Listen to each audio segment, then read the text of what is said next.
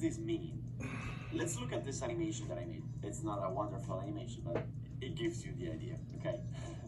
So when we are straight and supported by the central part of the tire with the bigger circumference, the wheel does 3 revolutions to make 4 meters. But when we are leaning and supported by the outer part of the tire, which has a smaller circumference, the wheel makes more than 3 revolutions to make 4 meters. So the more we lean, the more revolution the wheel makes, the faster the wheel spins. So if the wheel spins faster, it means the engine spins faster. And this is why the RPMs go up. Basically, when we lean, it's like if we are shortening the gearings. While when we go back to the straight position, it's like if we put the longer gearings.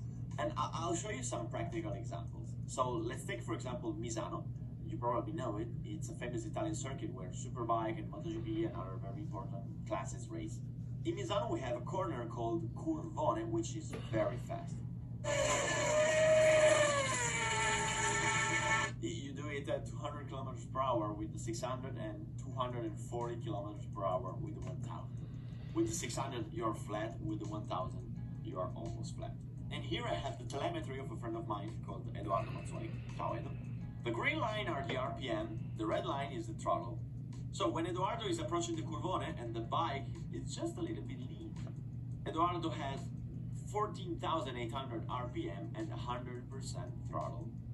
When he gets to the mid-corner, completely lean, he's at 15,500 RPM and 100% throttle.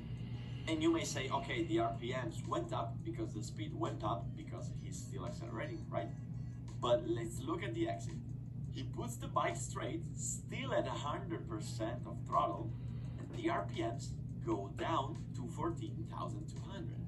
1,300 RPM difference between straight and lean. But here's another example. Luca Salvadori, a friend of mine. Ciao, Luca. He is at Imola with the bike straight, 12,000 RPM.